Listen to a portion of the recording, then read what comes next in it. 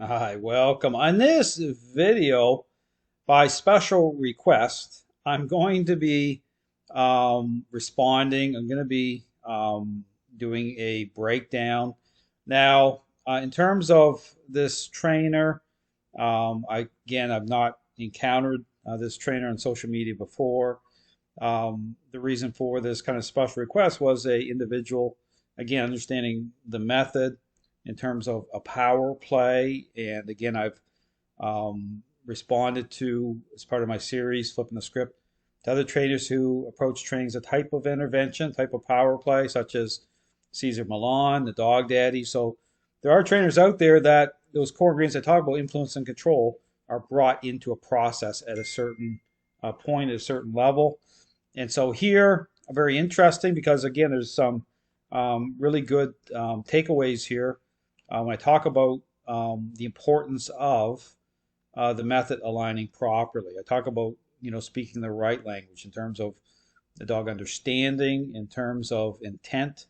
There's certain themes here. I talk about how everything funnels a certain way, comes together a certain way. The reasons for that, even how you step. You're going to see that here in this video here. I'm going to talk about the funneling issue.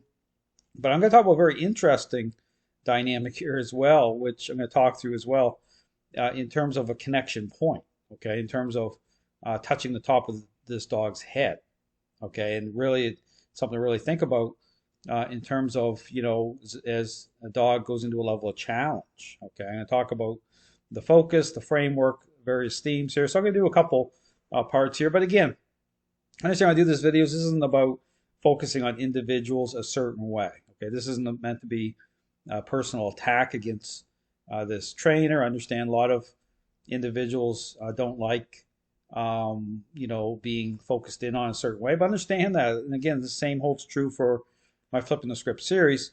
People are putting out videos, public videos, okay, for the purpose of selling, marketing a product, okay. But again, understand many trainers don't like or feel like they're in some sort of special category different than any other product or process that's being marketed, yet they're somehow exempt. So they get very wound up about it.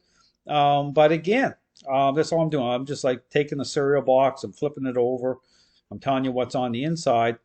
But again, contrasting that up against what represents a process. I talk about that. I put out all the information. Nothing's hidden. Okay, you can go on to my YouTube channel. You can go on to my website. I talk about the core ingredients. I talk about a intentional interaction-based method. I talk about all the inherent problems in the dog training world. Understand? I make these connections that people don't want to connect. I encourage you to watch my Miracle Canine debate, where I do that. I go through the Jeff Gelman situation. I go through all the situations.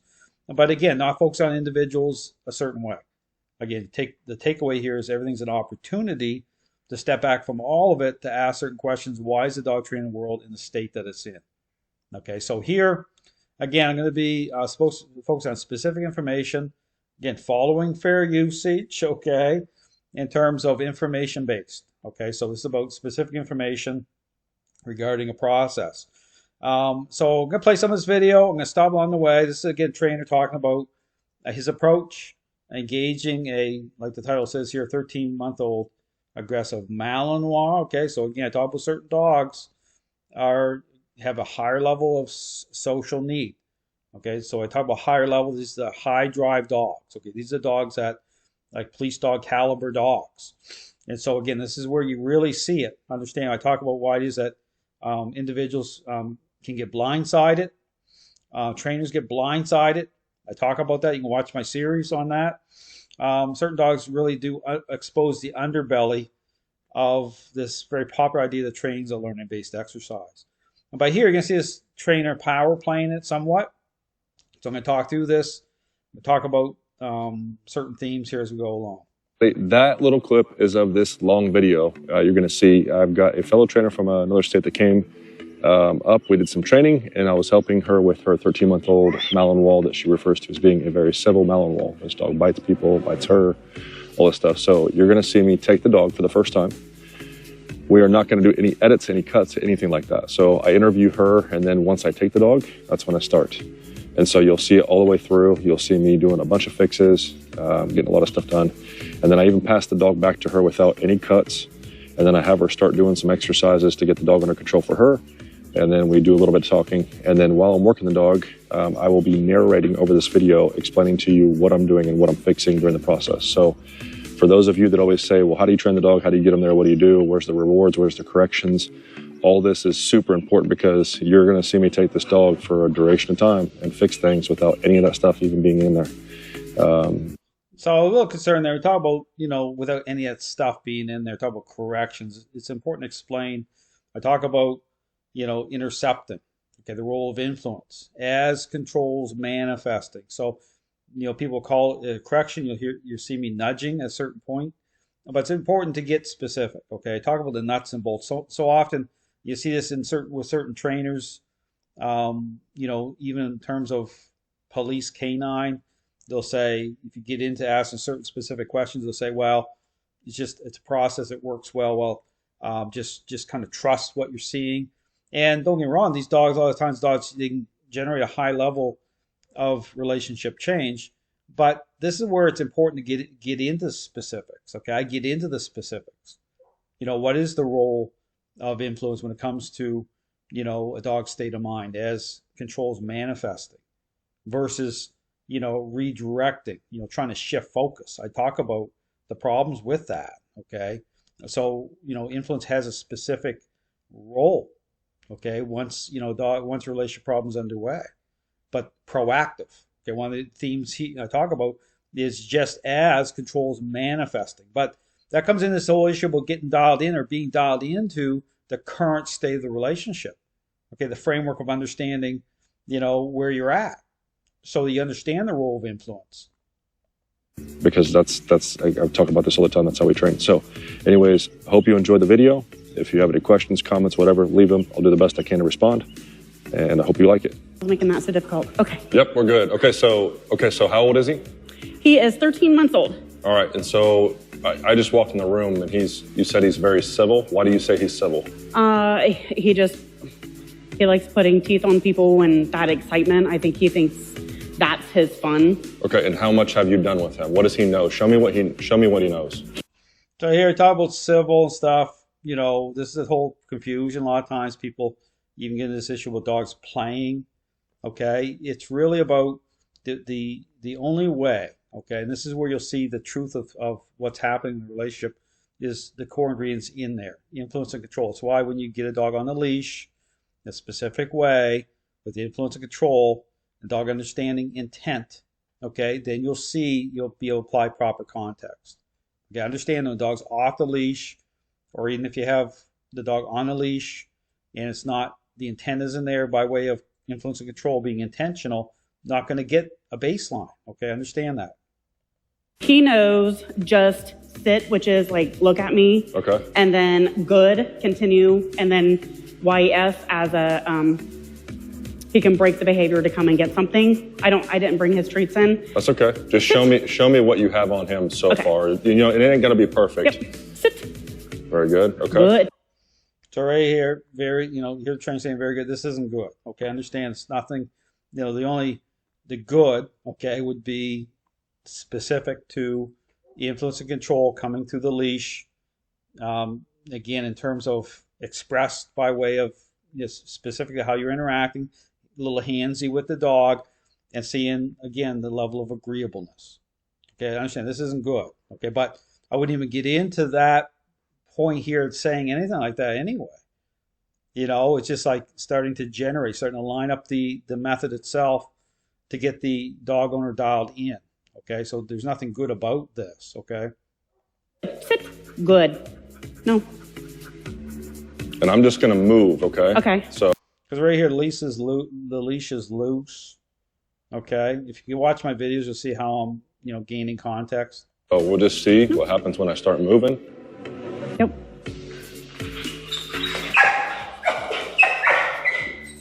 Can you make him sit now?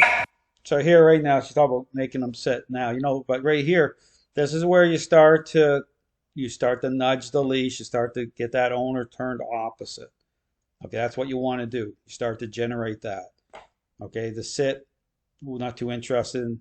Yeah, you know the dog isn't going to do a sit the right way anyway, in terms of, because that's going to turn into a power play. If you're going to bring influence and control in, the dog's going to go into a level of challenge. Try it. Just try. Come here, Ripper. And he tries to bite you when you do that? Yep. Sit. Okay, so everybody can see right here. We're going to talk about it in a minute because, you know, she's very hesitant with her hand. But we're going to talk about this whole connection point issue here in a moment. Got no equipment on. I'm not doing anything. I didn't agitate him or anything. I just walked in the room, right? Just your presence. All right, and then I said something to you about his tail. Yep. What'd you say about his tail? His tail, I was told he's losing hair on his tail because he constantly spins in the crate and weaves back and forth. Not calm at all. All right, and have you ever put a collar on him before? A remote collar? No. Okay. Now, see, that's something where I wouldn't even have it, you know, that the remote collar wouldn't be coming on. Okay, so this trainer here, that's clearly a pivot point of his, is using a remote collar. Because here's the point, is you want the dog owner to understand the role of influence, okay, through just the regular collar, or it could be a choke chain. Be very careful with using a choke chain here. I would be focusing on just a standard, you know, standard type of collar. Because if you're dialed in the right way, or dialing this owner in the right way and starting just to nudge, that's all you need, especially within this environment here. Okay, low distraction, just the trainer there. Because you want because when you use a remote collar, understand, when you bring that remote collar on and pushing that button, you're not going to dial that person in the right way. Okay, there's a disconnect there. They're pushing the button. When the owner is nudging and control and say influence is being expressed through the leash and through the collar, guess what? It forces the tachometer over in terms of both the relationship, but the owner's state of mind. Okay, it changes how they think. Okay, it aligns. Remote collar doesn't do that. And see, that's the problem. Sometimes we talk about disconnect with using that remote collar, but it's so kind of easy, or you know, you can get, say, a quicker result, it seems, right, when you do that. But it's really important. This is about relationship change. This is about getting that dog owner to start to get it, to start to understand their role. So that physical manifestation of how they're, you know, starting to express, right, generate, express through through the leash and through the collar, you know, that's important. You know, it's that type of communication. I talk about language, right? And if they start to see it, it'll start to make sense at that kind of foundational level. But when you start to bring that, you know, remote collar on as a main central theme and point, because here's the other problem, is that when I talk about being dialed in at certain moments, that just as a dog is expressing, as controls manifest through a dog's state of mind, the only way to truly get dialed in, to be able to intercept at certain levels, can only happen through a leash and a collar and through what I call a baseline, getting a baseline of intentional control happening. Right? You can, that dynamic of being able to dial in that way and be able to express only can happen that way. When you're using a remote collar, you're hitting that button and you've got to try to make certain adjustments, and it's almost impossible to do that. It doesn't lend well to what, you know, to proper alignment. Okay. So that's what we're about to do. Yep. So we're going to get some stuff set up here. We're going to start working him, and then we'll be back in just a second. Okay. All right, guys. So I'm going to do a little talking over this video to kind of explain to the process. This dog is. Now, here's the interesting, one of the very interesting themes here that is a problem, okay? Because you're going to hear him talking about this dog doesn't like to be touched on the dog's head, right? But the thing I want you to think about, anyone watching my videos, and you'll see this come through with the dog daddy even, you know, petting dogs at certain moments of this power plays type of situation where, you know, he's into a power play and he starts petting on the dog is really agreeable, seems to settle down for a second. He really showcases that. And I talk about this point of connection, okay, through, you know, as emotions expressed through with the owner, through the relationship. ask yourself the question, what would be the main point of contact with expressing control or expressing emotion and petting? Top of the dog's head, okay? But that becomes an empowerment type of dynamic, okay? It's associated through that. And so very interesting here when you get this Malinois not wanting to be touched the top of the head, right? It's gotten to that level now where it's inciting the dog, it's flaming up, right? And so the trainer's saying, well, I want to fix this. This dog doesn't like it, but this is symptomatic now. This is like gotten to a point of like fire and gasoline. So this dog not wanting to be touched the top of the head. But then, think about that dog owner. Why is that a big deal? Right? Think about that. Why does this want to be fixed? Because that's a connection point. That owner wants to fix it because that's the way the dog owner relates to this dog with touch totally upside down. So that shouldn't be the focus here. But you're going to see the trainers making it the focus, right? And because but it should be about the overall relationship. Really, the theme here, the focus should be on, and see how the Malinois is expressing like supply, just that trainer's moving around, this dog was fixating and trying to express control, right? Really, the first order of business should be on just starting to intercept through how this dog is perceiving through certain supply sources, not this. It's not like other people coming in the room, as you guys could see in the initial interview. And so right now, I'm just trying to even touch the dog. Because even here, the trainer does not have intentional control happening through the leash. Okay, this isn't lining up. Okay, again, you'll see, if you watch my videos, I'm doing the one-step method. Okay, it's like getting that established, okay, intent, baseline. Okay, just overall control being brought onto the dog, right? Like integrity. So there's no integrity happening here. Okay, there's just engagement through this point of contention, okay, with the head part. This dog's got a muzzle on, so that's control being brought onto the dog. But it's important that everything kind of aligns and funnels, okay, because this is about making sense to the dog. It's about clarity. One of the big themes I talk about is clarity. Clarity. Clarity is really, really important. Dog's head. So we put a muzzle on dog, obviously, because we know we have a committed biter and we don't want to get hurt. We also don't want the dog to get hurt. So what we're doing. See the dog's tail's wagging at the same time, right? So like endorphins kicking off, right? But this is about, what's the point of this, right? This is one of the, say, focal point or complaints of the dog owner. But that complaint, I would take that as, okay, hold on here a second, okay? And what's this really about here? Shouldn't be about that, right? Because that was a connection point through, obviously a lot of emotion went onto this dog. Doing is we're just letting him experience that there's no.